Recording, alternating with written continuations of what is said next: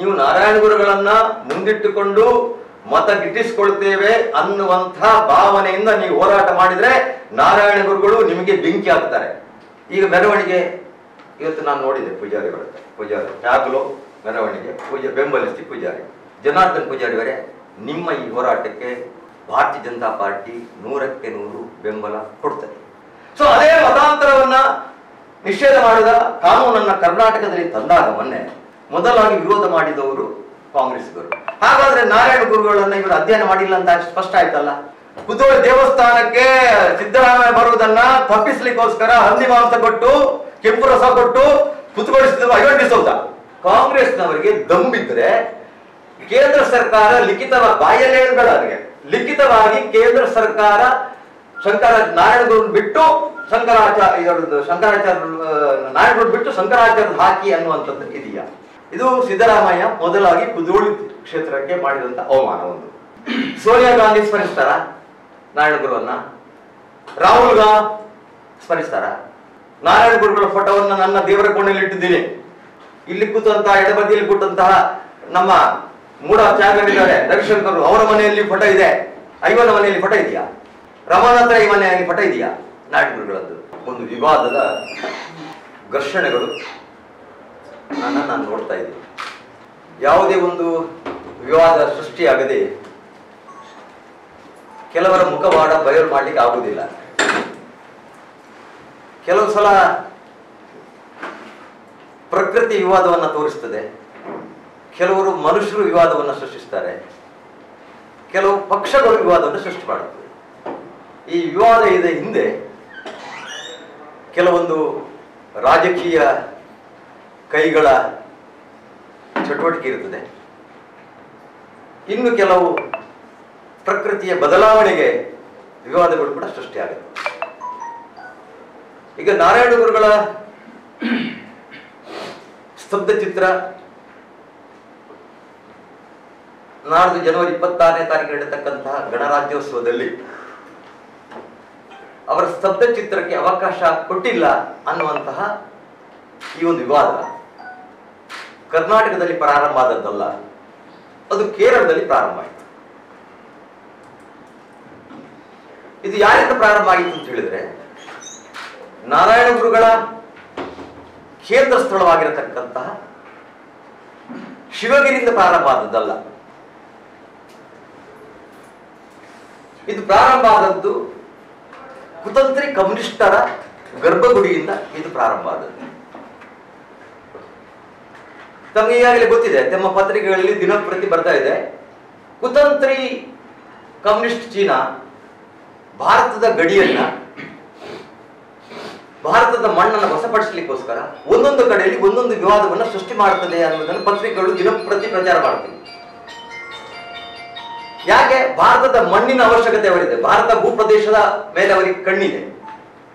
ಆದ್ರೆ ಕೇರಳದಲ್ಲಿ ಈ ಕುತಂತ್ರಿ ಕಮ್ಯುನಿಸ್ಟ್ ಓಟಿಗೋಸ್ಕರ ಈ ಒಂದು ವಿವಾದವನ್ನು ಸೃಷ್ಟಿ ಮಾಡಿದೆ. ಬರೀ ಓಟಿಗೋಸ್ಕರ ಮಾಡಿದ್ದದ್ದು, ಯಾವುದೇ ನಾರಾಯಣ ಗುರುಗಳ ಮೇಲೆ ಭಕ್ತಿಯಿಂದಲೂ ಅಲ್ಲ, ಅವರ ಮೇಲಿನ ಗೌರವದಿಂದಲೂ ಅಲ್ಲ, ಅವರ ಚಿಂತನೆಯನ್ನ ಜಗತ್ತಿಗೆ ತೋರಿಸಬೇಕನ್ನುವಂತ ಕಾಳಜಿಯಿಂದಲೂ ಅಲ್ಲ. ಇವತ್ತು ಅಲ್ಲಿ ಕೇರಳದಲ್ಲಿ ಕಾಂಗ್ರೆಸ್ ಪಕ್ಷ ಅಧಿಕಾರ ಮಾಡಿದ್ದಿದೆ, ಅಲ್ಲಿ ಕಾಂಗ್ರೆಸ್ ಮುಖ್ಯಮಂತ್ರಿಗಳಾಗಿದ್ದಾರೆ. ಆದ್ರೆ ಇವತ್ತಿನವರೆಗೂ ಕೂಡ ಕೇರಳದ ಯಾವುದೇ ಒಬ್ಬ ಕಾಂಗ್ರೆಸ್ನವ ಈ ಬಗ್ಗೆ ಚಕಾರ ಎತ್ತಿಲ್ಲ. ಈ ವಿವಾದದ ಬಗ್ಗೆ ಯಾವುದೇ ರೀತಿಯ ಪ್ರಶ್ನೆಗಳನ್ನು ಕೂಡ ಅವರು ಕೇಳಿಲ್ಲ. ಅವರಿಗೆ ಗೊತ್ತಿದೆ ಇದು ಒಂದು ಪೊಲಿಟಿಕಲ್ ಮೋಟಿವೇಟೆಡ್ ಅನ್ನುವಂಥದ್ದನ್ನ ಕಾಂಗ್ರೆಸ್ ಅಲ್ಲಿ ಹೇಳಿದ ಕಾರಣ ಅಲ್ಲಿನ ಅಧ್ಯಕ್ಷ ಸುಧಾಕರ್ ಇವತ್ತಿನವರೆಗೂ ಯಾವುದೇ ಗೊತ್ತಿಲ್ಲ. ಮಾಜಿ ಅಧ್ಯಕ್ಷ ಅಂತ ರಮೇಶ್ ಚೆನ್ನಿತ್ತಾರ್ ಕೂಡ ಆ ಬಗ್ಗೆ ಮಾತನಾಡಿಲ್ಲ. ಅದಲ್ಲ, ಉಮನ್ ಚಾಂಡಿ ಕೂಡ ಇದರ ಬಗ್ಗೆ ಚಕಾರ ಎತ್ತಿಲ್ಲ. ಆದ್ರೆ ಈ ವಿವಾದವನ್ನ ಕರ್ನಾಟಕದಲ್ಲಿ ಸಿದ್ದರಾಮಯ್ಯನವರು ಎತ್ತಿದ್ದಾರೆ, ಈ ವಿಚಾರವಾಗಿ ಪರಮೇಶ್ವರರು ಮಾತನಾಡಿದ್ದಾರೆ, ದಕ್ಷಿಣ ಕನ್ನಡ ಜಿಲ್ಲೆಯ ಕಾಂಗ್ರೆಸ್ ನಾಯಕರುಗಳು ಮಾತನಾಡಿದ್ದಾರೆ. ಈ ವಿವಾದದ ಮುಖವಾಡವೇನು? ಇದು ಈಗ ಹೇಳಬೇಕಾಗಿದೆ.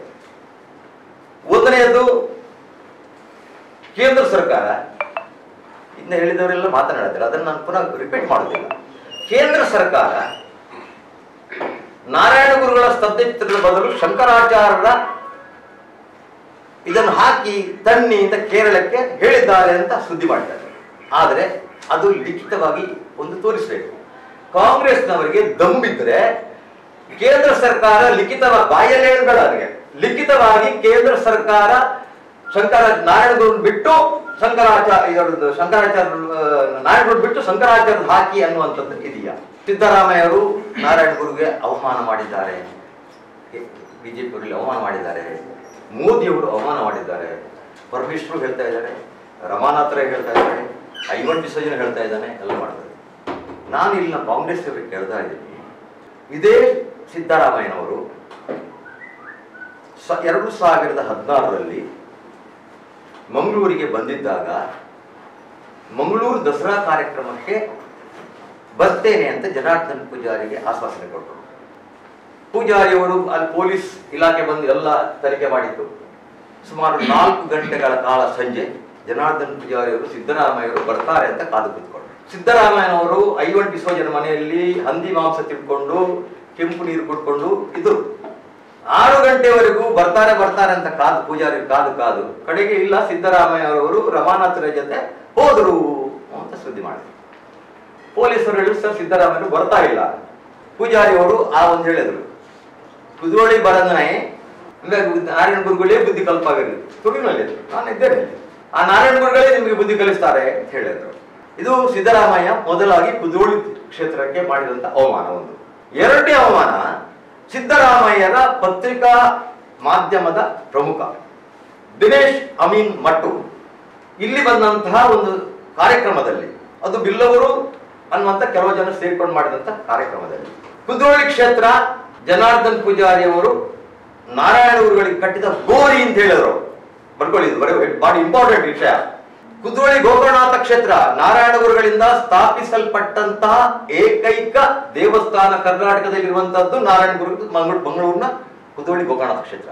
ಈ ಕ್ಷೇತ್ರವನ್ನ ಇದೇ ಸಿದ್ದರಾಮಯ್ಯರ ಮಾಧ್ಯಮದ ಪ್ರಮುಖ ದಿನೇಶ್ ಅಮೀನ್ ಮಟ್ಟು ಮಂಗಳೂರಿಗೆ ಬಂದು ಇದು ಕುದುರೋಳಿ ಗೋಕರ್ಣನಾಥ ಕ್ಷೇತ್ರ ನಾರಾಯಣ ಗುರುಗಳಿಗೆ ಕಟ್ಟಿದಂತ ಗೋರಿ ಪೂಜಾರಿ ಅಂತ ಹೇಳಿ ಸ್ಟೇಟ್ಮೆಂಟ್ ಕೊಟ್ಟು ನಿಮ್ಮ ಪತ್ರಿಕೆಯಲ್ಲಿ ಬಂದಿದೆ, ಬೇಕಾದ್ರೆ ನೋಡ್ಬೋದು. ಇದು ಅವಮಾನ ಆಗಿಲ್ಲ ನಮ್ಮವರಿಗೆ, ಇದು ಕಾಂಗ್ರೆಸ್ಗೆ ಅವಮಾನ ಅಂತ ಕಂಡ್ಲೇ ಇಲ್ಲ. ಇದು ಗೋರಿಯ ಕುದುರೋಳಿ ಗೋಕರ್ಣನಾಥ ಕ್ಷೇತ್ರ ನಾರಾಯಣ ಗುರುಗಳಿಂದ ಕಟ್ಟಿದಂತ ಏಕೈಕ ದೇವಸ್ಥಾನ ಕುದುರೋಳಿ, ಅದು ಗೋರಿ ಹೇಗಾಗುತ್ತೆ? ಒಂದು ವೇಳೆ ಬಿಜೆಪಿ ಅವರು ಹೇಳಿದ್ರೆ ಏನ್ ಮಾಡ್ತಿದ್ರು ಇವರು? ಇಡೀ ಡಂಗೂರು ಸಾರಿಸಿದ್ರು. ನಾವು ಹೇಳಿಲ್ಲ, ನಾನು ಖಂಡಿಸಿದ್ದೇನೆ ಸ್ವತಃ. ಪೂಜಾರಿಯವರು ಆ ಹೇಳಿಕೆಯನ್ನು ಖಂಡಿಸಿದ್ದಾರೆ. ಈಗ ಅವರು ಮುಖ್ಯ ಆಗಿದ್ದಾರೆ. ಈಗ ಅವರಿಗೆ ನಾರಾಯಣ ಗುರುಗಳನ್ನ ಸಿದ್ದರಾಮಯ್ಯರು ಸ್ಮರಿಸ್ತಾರ, ಪರಮೇಶ್ವರರು ಸ್ಮರಿಸ್ತಾರ, ರಮಾನಾಥರೇ ಆಗಲಿ, ಐವನ್ ಆಗಲಿ, ಯುಟಿ ಖಾದರ್ ಆಗಲಿ ಸ್ಮರಿಸ್ತಾರ? ಇಲ್ಲಲ್ಲ. ಇವತ್ತು ನೀವು ನೋಡಿ, ಪ್ರಧಾನಮಂತ್ರಿ ನರೇಂದ್ರ ಮೋದಿಯವರು ದಿನಾಲು ಏಕಾತ್ಮತಾ ಸ್ತೋತ್ರದಲ್ಲಿ ನಾರಾಯಣ ಗುರುಗಳನ್ನ ಸ್ಮರಿಸ್ತಾ ಇದ್ದಾರೆ. RSS ನ ಎಲ್ಲ ಶಾಖೆಗಳಲ್ಲಿ ದಿನಂಪ್ರತಿ ನಡೆಯುವಂತಹ ಶಾಖೆಗಳಲ್ಲಿ ಏಕಾತ್ಮತಾ ಸ್ತೋತ್ರ ಆಗುತ್ತೆ, ಅದರಲ್ಲಿ ನಾರಾಯಣ ಗುರುಗಳನ್ನ ಸ್ಮರಿಸ್ತಾ ಇದ್ದಾರೆ. ಇದು ನಾನು ದಾಖಲೆಯಿಂದ ಹೇಳ್ತಾ ಇದ್ದೇನೆ. ಸೋನಿಯಾ ಗಾಂಧಿ ಸ್ಮರಿಸ್ತಾರ ನಾರಾಯಣ ಗುರುವನ್ನ? ರಾಹುಲ್ ಗಾಂಧಿ ಸ್ಮರಿಸ್ತಾರ? DK ಶಿವಕುಮಾರ್ ಸ್ಮರಿಸ್ತಾರ? ಇಲ್ಲಲ್ಲ. ಯಾರಿಗೆ? ಶಿವಗಿರಿ ಶಿಖರಾಗಿರಿ ದಿವ್ಯ ಪದ್ಮಾಸನಸ್ಥಂ ವರದಮಯ ಹಸ್ತಂ ಪಾಪ ವಿಧ್ವಂಸಪಾದಂ ಸುಜನಿಕರ ಸೇವ್ಯಂ ಚಾರು ಕಾರುಣ್ಯ ನೇತ್ರಂ ಕಲಿಕಲ ಶಿಖರಾಚಂ ನೌಮಿ ನಾರಾಯಣಾಖ್ಯಂ ಅಂತ ನಾರಾಯಣ ಗುರುಗಳ ಈ ಶ್ಲೋಕವನ್ನ ಎಷ್ಟು ಜನ ಕಾಂಗ್ರೆಸ್ ಆಡ್ತಾರೆ? ಎಷ್ಟು ಜನರ ಮನೆಯಲ್ಲಿ ನಾರಾಯಣ ಗುರುಗಳ ಫೋಟೋ ಇದೆ? ನೀವು ಇವತ್ತು ಕರ್ನಾಟಕದ ರಾಜ್ಯದ ಬಿಜೆಪಿ ಅಧ್ಯಕ್ಷ ನಳಿನ್ ಕುಮಾರ್ ಕಟೀಲ್ ಮನೆಗೆ ಈಗ ಬೇಕಾದ್ರೆ ನೀವು ಹೋಗಿ, ಅವರ ದೇವರ ಕೋಣೆಯಲ್ಲಿ ನಾರಾಯಣ ಗುರುಗಳ ಪಟ್ಟೆ ಇದ್ದು ಸ್ಮರಣ ಮಾಡ್ತಾ ಇದ್ದಾರೆ. ನನ್ನ ಮನೆಗೆ ಬನ್ನಿ, ನಾರಾಯಣ ಗುರುಗಳ ಫೋಟೋವನ್ನು ನನ್ನ ದೇವರ ಕೋಣೆಯಲ್ಲಿ ಇಟ್ಟಿದ್ದೀನಿ. ಇಲ್ಲಿ ಕೂತಂತಹ ಎಡಬದಿಯಲ್ಲಿ ಕೂತಂತಹ ನಮ್ಮ ಮೂಢಾಚಾರ್ಯರಿದ್ದಾರೆ ರವಿಶಂಕರ್, ಅವರ ಮನೆಯಲ್ಲಿ ಫೋಟೋ ಇದೆ. ಐವನ ಮನೆಯಲ್ಲಿ ಫೋಟೋ ಇದೆಯಾ? ರಮಾನಾಥ ಈ ಮನೆಯಲ್ಲಿ ಫೋಟೋ ಇದೆಯಾ ನಾರಾಯಣ ಗುರುಗಳದ್ದು? ಇಲ್ಲಲ್ಲ. ನಾರಾಯಣ ಗುರುಗಳನ್ನ ಅಧ್ಯಯನ ಮಾಡಿದ್ರೆ ನಾರಾಯಣ ಗುರುಗಳು ತಮಗೆಲ್ಲ ಗೊತ್ತಿದೆ. ಅವರು ಜಾತಿ ಧರ್ಮ ಭಾಷೆ ಮೀರಿ ಬೆಳೆದವರು. ಅವರು ಯಾವುದೇ ಒಂದು ಪಕ್ಷದ ಸೊತ್ತಲ್ಲ, ಒಂದು ಜಾತಿಯ ಸೊತ್ತು ಅಲ್ಲ, ಅವರು ಮನುಕುಲದ ಆಸ್ತಿ, ಅವರು ಜಗತ್ತಿನ ಮಾನವ ಕುಲದ ಐಕಾನ್. ಅಂತವರನ್ನು ಇವತ್ತು ಬೀದಿಗೆ ತಂದಿದ್ದಾರೆ. ಮೋದಿ ಅವಮಾನ ಮಾಡ್ತಾ ಇದ್ದಾರೆ, ಬಿಜೆಪಿ ಅವಮಾನ ಮಾಡ್ತಾ ಇದೆ, RSS ಈ ಒಂದು ತಂತ್ರದ ಹಿಂದೆ ಇದೆ ಅನ್ನುವಂಥ ಘೋಷಣೆ ಮಾಡ್ತಾ ಇದ್ದಾರಲ್ಲ. ನಾನಿವತ್ತು ಕಾಂಗ್ರೆಸ್ನ ಎಲ್ಲ ನಾಯಕರುಗಳು ಹೇಳ್ತಾ ಇದ್ದಾರೆ, ಮೋದಿ ಅಧ್ಯಯನ ಮಾಡಿದಷ್ಟು ನಾರಾಯಣ ಗುರುವನ್ನ ನಿಮ್ಮ ಒಬ್ಬನೇ ಒಬ್ಬ ನಾಯಕ ಅಧ್ಯಯನ ಮಾಡಿಲ್ಲ. ಇವತ್ತು ಕಾಂಗ್ರೆಸ್ಸಿಗರೇ, ಮೊನ್ನೆ ನಾವೆಲ್ಲ ಇಲ್ಲಿದ್ದಾರೆ ಕಾರ್ಪೊರೇಟರ್ ಸದಸ್ಯರಾಗಿರತಕ್ಕಂಥ ರಾಧಾಕೃಷ್ಣ, ಮಂಗಳೂರು ಕಾರ್ಪೊರೇಷನ್ ನಲ್ಲಿ ಲೇಡಿ ಹಿಲ್ ಅದು ಇಂಗ್ಲಿಷರದು ಮಾಡಿದ ಸಂದರ್ಭ, ಇಂಗ್ಲಿಷರು ಕೊಟ್ಟ ಹೆಸರು. ಈಗ ಭಾರತ ಸ್ವತಂತ್ರ ಆಗಿ 75 ವರ್ಷ ಆಯ್ತು, ಇವತ್ತಿಗೂ ಅದು ರನ್ ಆಗ್ತದೆ ಅದೇ ಹೆಸರು. ಅದನ್ನು ನಾರಾಯಣ ಗುರು ಅರ್ಥ ಮಾಡಬೇಕು ಅಂತ ಮಂಗಳೂರಿನ ಕಾರ್ಪೊರೇಷನ್ ನಲ್ಲಿ ಈಗಿನ ಮೇಯರ್ ಆಗಿರತಕ್ಕಂತಹ ಪ್ರೇಮಾನಂದ ಶೆಟ್ಟಿ ಅವರ ಅಧ್ಯಕ್ಷತೆಯಲ್ಲಿ ಅದನ್ನು ಪೂರ್ಣ ಇದರಿಂದ ಅದನ್ನು ಎಕ್ಸೆಪ್ಟ್ ಮಾಡಿ ನಾರಾಯಣ ಗುರು ವ್ರತ ಮಾಡೋದಕ್ಕೆ MCC ಮ್ಯಾಂಗ್ಳೂರ್ ಕಾರ್ಪೊರೇಷನ್ ನಿರ್ಣಯ ತಗೊಂಡಿದೆ. ಇದನ್ನು ಒಬ್ಜೆಕ್ಷನ್ ಮಾಡಿದವರು ಯಾರು? ಇದೇ ಐವನ್ ಡಿಸೋಜಾ, ಇದೇ ಮಾಜಿ ಶಾಸಕರು ಕಾಂಗ್ರೆಸ್ ಇದ್ದು, ಇದೇ ಈಗಿನ ನಾಯಕರುಗಳು. ಈಗ ಮೆರವಣಿಗೆ ಇವತ್ತು ನಾನು ನೋಡಿದೆ, ಪೂಜಾರಿ ಟ್ಯಾಬ್ಲೋ ಮೆರವಣಿಗೆ ಬೆಂಬಲಿಸಿ ಪೂಜಾರಿ ಜನಾರ್ದನ್ ಪೂಜಾರಿ ಅವರೇ, ನಿಮ್ಮ ಈ ಹೋರಾಟಕ್ಕೆ ಭಾರತೀಯ ಜನತಾ ಪಾರ್ಟಿ 100ಕ್ಕೆ 100 ಬೆಂಬಲ ಕೊಡ್ತದೆ. ಆದರೆ ನಿಮ್ಮ ಹೋರಾಟದ ಹಿಂದೆ ಕಾಂಗ್ರೆಸ್ ಪತಾಕೆ ಹಾರಬಾರದು. ನಿಮ್ಮ ಹಿಂದೆ ನಾರಾಯಣ ಗುರುನ ಹಳದಿ ಫ್ಲಾಗ್ ಮಾತ್ರ ಹಾರಾಡಬೇಕು. ನೀವು ರಾಜಕೀಯ ರಹಿತವಾಗಿ, ಜಾತಿ ರಹಿತವಾಗಿ, ಮತ ಪಂಥ ರಹಿತವಾಗಿ ನಾರಾಯಣ ಗುರುಗಳನ್ನ ಸ್ತಬ್ಧ ಚಿತ್ರ ಡೆಲ್ಲಿಯಲ್ಲಿ ಹೋಗ್ಬೇಕು ಅನ್ನೋ ನಿಮ್ಮ ಹೋರಾಟ ಇದೆಯಲ್ಲ, ಅದಕ್ಕೆ ನಾವು ಪೂರ್ಣ ಬೆಂಬಲ ಕೊಡ್ತೀವಿ, ನಮ್ಮದು ಆಸೆ ಇದೆ. ಆದರೆ ತಮ್ಮಲ್ಲಿ ಯಾಕಂದ್ರೆ ನಿಮ್ಮನ್ನು ಇವತ್ತಿಗೂ ನಾನು ಅತ್ಯಂತ ಗೌರವಪೂರ್ವಕವಾಗಿ ನಿಮಗೆ ನಾನು ಗೌರವ ಪಡ್ತೇನೆ. ನೀವು 40 ವರ್ಷಗಳ ಕಾಲ, 4 ದಶಕ ಕಾಲ ದೇಶದ ರಾಜಕೀಯ ಕ್ಷೇತ್ರದಲ್ಲಿ ಪಳಗಿದವರು. ಇಂದಿರಾ, ರಾಜೀವ್, ನರಸಿಂಹರಾವ್ ಇವರ ಕಾಲದಲ್ಲಿ ನೀವು ಅವರ ಜೊತೆ ಇದ್ದವರು. ಅಲ್ಲಿ ಒಂದು ಸ್ತಬ್ಧ ಚಿತ್ರ ಮಾಡಬೇಕು ಅಂತಾದ್ರೆ ಏನೆಲ್ಲ ನಿಯಮಾವಳಿಗಳಿದೆ ಅದೆಲ್ಲ ತಮಗೆ ಗೊತ್ತಿದೆ, ನಾನು ಹೇಳಬೇಕಾಗಿಲ್ಲ. 40 ವರ್ಷಗಳ ರಾಜಕೀಯ ಜೀವನದಲ್ಲಿ ನಿಮಗೂ ಕೂಡ ನಾರಾಯಣ ಗುರುಗಳನ್ನ ಅಲ್ಲಿ ಕೊಂಡೋಗ್ಲಿಕ್ಕೆ ಆಗ್ಲಿಲ್ಲ. 51 ವರ್ಷಗಳ ಕಾಲ, 47 ಇಸ್ವಿಯಿಂದ ಈಗ 22 ನಮ್ಮ ದೇಶ 75 ವರ್ಷ ಆಯಿತು. ಇಲ್ಲಿ 51 ವರ್ಷಗಳ ಕಾಲ ಕರ್ನಾಟಕದಲ್ಲಿ ಕಾಂಗ್ರೆಸ್ ಪಕ್ಷ ಆಡಳಿತ ಮಾಡಿದೆ. 17 ಜನ ಕಾಂಗ್ರೆಸ್ ಆಗಿದ್ರು. ಇವತ್ತಿಗೂ ಕೂಡ ಅವರಿಗೆ ಮಾಡಬಹುದಿತ್ತು. ಇಲ್ಲಿ ಪೂಜಾರಿಯವರು 2 ಸಲ KPC ಅಧ್ಯಕ್ಷರಾಗಿದ್ದರು, ಆಸ್ಕರ್ ಫೆರ್ನಾಂಡಿಸ್ರು ಅಧ್ಯಕ್ಷರಾಗಿದ್ದರು, ಅವರದೇ ಮುಖ್ಯಮಂತ್ರಿಗಳು. ಎಷ್ಟು ಜನ ಬಂಗಾರಪ್ಪರಾಗಿದ್ದರು, ಮೊಯ್ಲಿ ಆಗಿದ್ದರು, ನಮ್ಮ SM ಕೃಷ್ಣ ಆಗಿದ್ದರು, ಸಿದ್ದರಾಮಯ್ಯ ಆಗಿದ್ದರು. ಈಗ ಸಿದ್ದರಾಮಯ್ಯ ಹೇಳ್ತೀನಿ, ಅವ್ರು ಬಿಡಿ, ಇನ್ನವರು ನಿಮಗೆ ಮಾಡ್ಬೋದಿತ್ತಲ್ಲ. ಈಗ ನೀವು ಇಷ್ಟು ಬಹಳ ಭಕ್ತಿಯಿಂದ ಕಾಂಗ್ರೆಸ್ ಬಿಜೆಪಿ ಅನ್ಯಾಯ ಮಾಡಿದೆ, ಕಾಂಗ್ರೆಸ್ ಇದನ್ನು ನಾರಾಯಣ ಗುರುಗಳ ಎಲ್ಲ ವಿಚಾರಧಾರೆಗಳನ್ನು ನಾವು ಒಪ್ತೀವಿ ಅಂತ ಹೇಳ್ತೀವಲ್ಲ, ನಿಮಗೆ ಮಾಡ್ಬೋದಿತ್ತಲ್ಲ ಸಿದ್ದರಾಮಯ್ಯನವರೇ, ಇಲ್ಲಿ ಯಾಕೆ ಮಾಡಿಲ್ಲ? ಈ ವಿವಾದಗಳನ್ನ ನೀವು ಯಾಕೆ ಸೃಷ್ಟಿ ಮಾಡ್ತೀರಿ ಅಂದ್ರೆ, ನಿಮಗೆ ಇಲ್ಲಿ ಅಸ್ತಿತ್ವ ಕರ್ನಾಟಕದಲ್ಲಿ ಮುಗಿತಾಕೋದನ್ನು ನೀವು ಕಾಣ್ತಾ ಇದ್ದೀರಿ. ನೀವು ಮುಂದೆ ಅಧಿಕಾರಕ್ಕೆ ನೀವು ನಾರಾಯಣ ಗುರುಗಳನ್ನ ಮುಂದಿಟ್ಟುಕೊಂಡು ಮತ ಗಿಟ್ಟಿಸಿಕೊಳ್ತೇವೆ ಅನ್ನುವಂಥ ಭಾವನೆಯಿಂದ ನೀವು ಹೋರಾಟ ಮಾಡಿದ್ರೆ ನಾರಾಯಣ ಗುರುಗಳು ನಿಮಗೆ ಬೆಂಕಿ ಹಾಕ್ತಾರೆ, ನಿಮಗೆ ಬೆಂಕಿ ಹಾಕಿ ಕಾಣ್ತಾರೆ. ನಡಿ ಅಂದು ಲಿಂಗಾಯತ ಧರ್ಮನ ಹೊಡಿಲಿಕ್ಕೆ ಹೋದ್ರಿ, ಕೈ ಸುಟ್ಕೊಂಡ್ರಿ. ಈಗ ಈ ಕರಾವಳಿ ಜಿಲ್ಲೆಯಲ್ಲಿ ತುಂಬಾ ಜನ ಬಿಲ್ಲವ ಸಮುದಾಯದ ತುಂಬಾ ಜನ ಸಂಖ್ಯೆ ಇದೆ. ಇದನ್ನು ನೀವು ಹೊಡಿಲಿಕ್ಕೆ ಹೋಗ್ತಾ ಇದ್ದಾರಲ್ಲ, ನಿಮ್ಮ ನಾಲಿಗೆ ಸುಟ್ಟು ನಾರಾಯಣ ಗುರುಗಳು ಸುಡ್ತಾರೆ, ನಾವಲ್ಲ. ನೀವು ಅನ್ಯಾಯದ ಗಡಿದಾರಿ ಮೀಳ್ತಾ ಇದ್ದೀರಿ, ಧರ್ಮದ ಗಡಿ ದಾಟ್ತಾ ಇದ್ದೀರಿ, ನೀವು ಅಧರ್ಮದ ಕಡೆ ಸಾಗ್ತಾ ಇದ್ದೀರಿ. ಸತ್ಯ ಯಾವತ್ತೂ ಸಾಯುವುದಿಲ್ಲ, ಸತ್ಯ ಗೆದ್ದದ್ದು ಇಲ್ಲವೇ ಇಲ್ಲ, ಚರಿತ್ರೆ ಇದೆ. ಇವತ್ತು ಬಿಜೆಪಿ ಹಿಂದುಳಿದ ವರ್ಗವನ್ನ ತಿರಸ್ಕಾರ ಮಾಡ್ತಿದ್ರೆ, ಅವರಿಗೆ ಅವಕಾಶ ಕೊಡುದಿಲ್ಲ ಅಂತಿದ್ರೆ, ಕರಾವಳಿ ಜಿಲ್ಲೆಯಲ್ಲಿ 2 ಜನ ಅವರಿಗೆ ಮಂತ್ರಿ ಸ್ಥಾನವನ್ನು ಕೊಟ್ಟಿದೆ. ಒಂದು ಸುನಿಲ್ ಕುಮಾರ್, ಮತ್ತೊಂದು ಕೋಟ ಶ್ರೀನಿವಾಸ ಪೂಜಾರಿ. ಇಬ್ಬರಿಗೂ ಒಳ್ಳೆಯ ಖಾತೆಯನ್ನೇ ಕೊಟ್ಟಿದೆ. ಏನು ಕಡಿಮೆ ಇಲ್ಲಿ ಪ್ರತಿ ಒಂದು ವರ್ಗಗಳಿಗೂ ಕೂಡ ಬಿಜೆಪಿ ನ್ಯಾಯವನ್ನು ಕೊಡ್ತಾ ಇದೆ. ನಾವು ಜಾತಿ ಪ್ರಾಮುಖ್ಯತೆ ಅಲ್ಲ, ನೆನ್ಪಿಟ್ಟುಕೊಳ್ಬೇಕು. ಇಲ್ಲಿ ಏನಾದರೂ ಕಾಂಗ್ರೆಸ್ಸಿಗರೇ ನೀವು ನಾರಾಯಣ ಗುರುಗಳ ಸ್ತಬ್ಧ ಚಿತ್ರವನ್ನ ಇಟ್ಟುಕೊಂಡು ವಿವಾದವನ್ನ ಸೃಷ್ಟಿ ಮಾಡಿಕೊಂಡು ಮುಂದಕ್ಕೆ ಹೋದರೆ ಬಿಲ್ಲವರು ಓಟು ಕೊಡ್ತೇನೆ ಅಂತ ತಿಳ್ಕೊಂಡ್ರೆ ತಪ್ಪು ಅಂತ ನಾನು ನಿಮ್ಗೆ ಹೇಳ್ತಾ ಇದ್ದೆ. ಬಿಲ್ಲವರು ಕೋಟಿ ಚೆನ್ನಯ್ಯ ವಂಶಕ್ಕೆ ಸೇರಿದವರು. ಕೋಟಿ ಚೆನ್ನಯ್ಯವರು ಧರ್ಮ ಮತ್ತು ನ್ಯಾಯಕ್ಕೆ ಮಾತ್ರ ಬೆಂಬಲ ಕೊಟ್ಟವರು. ಅಧರ್ಮದ ದಾರಿಯಲ್ಲಿ ಹೋಗುವವರಿಗೆ ಕೋಟಿ ಚೆನ್ನಯ್ಯರು ಯಾವತ್ತೂ ಕೂಡ ಅವಕಾಶ ಕೊಟ್ಟಿಲ್ಲ.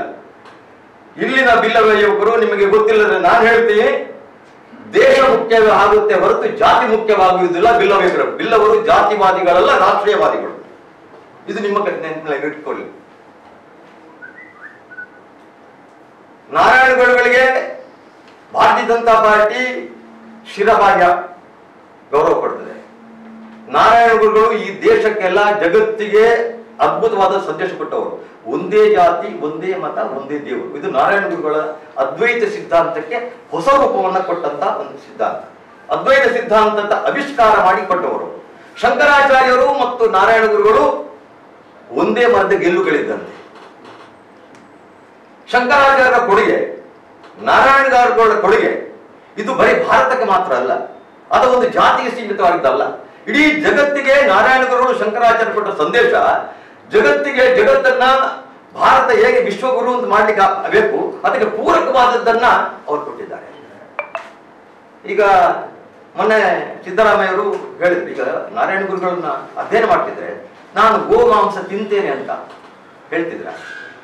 ಮತಾಂತರ ಈ ದೇಶದಲ್ಲಿ, ಈ ಕೇರಳದಲ್ಲಿ ಅತ್ಯಂತ ಸ್ವಾಮಿ ವಿವೇಕಾನಂದ ಹೇಳಿದ್ರು, ಇದು ದೇವರ ನಾಡಲ್ಲ, ಹುಚ್ಚರ ನಾಡು ಅಂತ. ಅಂದ್ರೆ ಅಷ್ಟು ಮತಾಂತರಗಳಾಗ್ತಾ ಇದ್ದಾರೆ.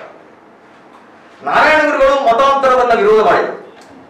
ಇವತ್ತು ಅವರೇ ಹೇಳ್ತಾರೆ, ಮೊನ್ನೆ ಯಾರು ಇಲ್ಲಿನ ಮತ ನಾರಾಯಣ ಗುರುಗಳು ಹುಟ್ಟದೇ ಇದ್ದರೆ, ಅವರು ಮತಾಂತರ ವಿರೋಧ ಮಾಡದೇ ಇದ್ದರೆ ಇವತ್ತು ಹಿಂದೂಗಳೆಲ್ಲ ಹೋಗ್ತಿದ್ರು ಅಂತ ಕಾಂಗ್ರೆಸ್ನವ್ರ ಭಾಷಣ ಹೇಳಿದೆ, ನೋಡಿದೆ ನೀವು.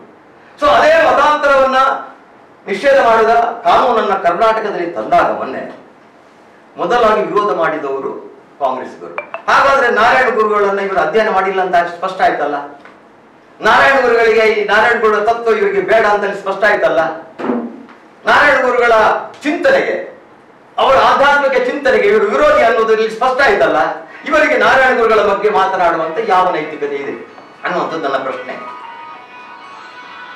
ಇನ್ನೊಂದು ವಿಚಾರ, ಈಗ ಇವರೆಲ್ಲ ಸೃಷ್ಟಿ ಮಾಡಿದ್ರು. ಇಲ್ಲಿ ಇಷ್ಟು ಜನ ಕಾಂಗ್ರೆಸ್ ಇದ್ರು. ರಾಷ್ಟ್ರದಲ್ಲಿ 58 ವರ್ಷಗಳು ಕಾಂಗ್ರೆಸ್ ಅಧಿಕಾರದಲ್ಲಿತ್ತು. ಕೇರಳದಲ್ಲಿ ಕಾಂಗ್ರೆಸ್ ಅಧಿಕಾರದಲ್ಲಿತ್ತು. ಕರ್ನಾಟಕದಲ್ಲಿ 75 ವರ್ಷಗಳ ಚಂಗಲ್ ರೆಡ್ಡಿಯಿಂದ ಹಿಡಿದು ಹನುಮಂತರಾಯರಿಂದ ಹಿಡಿದು ಕೆಂಗಲ್ ಹನುಮಂತರಾಯರಿಂದ ಹಿಡಿದು ಬಿ.ಡಿ. ಜತ್ತಿ, ನಿಜಲಿಂಗಪ್ಪನವರು, ವೀರೇಂದ್ರ ಪಾಟೀಲ್ರವರು, ಬಂಗಾರಪ್ಪರು, ದೇವರಾಜ ಅರಸರವರು, ಗುಂಡೂರಾಯರು, ಮೊಯ್ಲಿಯವರು ಎಲ್ಲ ಮುಖ್ಯಮಂತ್ರಿಗಳಾಗಿದ್ದಾರಲ್ಲ. ಇವರಿಗೆ ಒಬ್ಬರಿಗೆ ಕೂಡ ನಾರಾಯಣ ಗುರುನ ಬಗ್ಗೆ ಭಕ್ತಿ ಇಲ್ವಾಗ ಆಯ್ತಲ್ಲ. ಇತ್ತು ಮಾಡ್ಬೋದಲ್ಲ, ಇವರಿಗೆ ಅವಕಾಶ ಇತ್ತಲ್ಲ. ಆಯ್ತು, ಬಿಜೆಪಿ ಮಾಡಿಲ್ಲ. ಬಿಜೆಪಿಯಿಂದ ಹೆಚ್ಚು ಆಡಳಿತ ಮಾಡಿದವರು ನೀವು ದೇಶದಲ್ಲಿ, ರಾಜ್ಯದಲ್ಲಿಯೂ ನೀವೇ ಮಾಡಿದವರು. ಹಾಗಿದ್ದ ಮೇಲೆ ನಿಮ್ಗೆ ಯಾಕೆ ಮಾಡ್ಲಿಕ್ಕೆ ಆಗಿಲ್ಲ? ಈ ವಿಚಾರವನ್ನ ಮೊನ್ನೆ 20ನೇ ತಾರೀಕು ಬುಧವಾರ ದಿವಸ ನಾನು ರಾಜ್ಯದ ಅಧ್ಯಕ್ಷರು, ಬಿಜೆಪಿಯ ರಾಜ್ಯದ ಅಧ್ಯಕ್ಷರು ಚರ್ಚೆ ಮಾಡಿದೆ. ನೋಡಿ, ಇದು ಆಗಿದೆ, ನಾವು ಯಾಕೆ ಮಾಡಬಾರ್ದು ಅಂತ. ನೀವು ನಂಬ್ತಿರೋ ಬಿಡ್ತಿರೋ ಗೊತ್ತಿಲ್ಲ. ಸಂಜೆ 7:30 ಗಂಟೆಗೆ ಮುಖ್ಯಮಂತ್ರಿ ನಳಿನ್ ಕುಮಾರ್ ಕಟೀಲ್ ಆಫೀಸಿಗೆ ಬಂದಿದ್ರು. ಈ ಬಗ್ಗೆ ಚರ್ಚೆ ಮಾಡಿದ್ರು. ಮುಂದಿನ 2023ರ ರಾಜ್ಯ ಗಣರಾಜ್ಯೋತ್ಸವ ಸಂದರ್ಭದಲ್ಲಿ ನಾರಾಯಣ ಗುರುಗಳ ಸ್ತಬ್ಧ ಚಿತ್ರವನ್ನ ಕರ್ನಾಟಕ ರಾಜ್ಯದಿಂದ ಮಾಡಿಸುವ ಅನ್ನುವಂತ ಒಂದು ಪೂರ್ಣ ವಿಚಾರಕ್ಕೆ ಬಂದು ನಿಂತಿದ್ದಾರೆ. ಇದು 100ಕ್ಕೆ 100 ಮಾಡ್ತಾರೆ.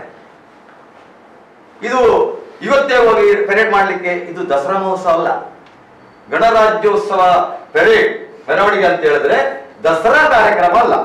ಇಲ್ಲಿ ಒಂದು ವೇಳೆ ಸಂಜೆ ಬಂದು ಕೋಟೆ ಬಂದು ನಂದು ಮಣ್ಣ ಹುಡುಗಿ ಮಣ್ಣ ಗುಡ್ಡೆಯಿಂದ ಸೇರಿಸಿ ಅಂತ ಹೇಳ್ತೇನೆ ನಾನು.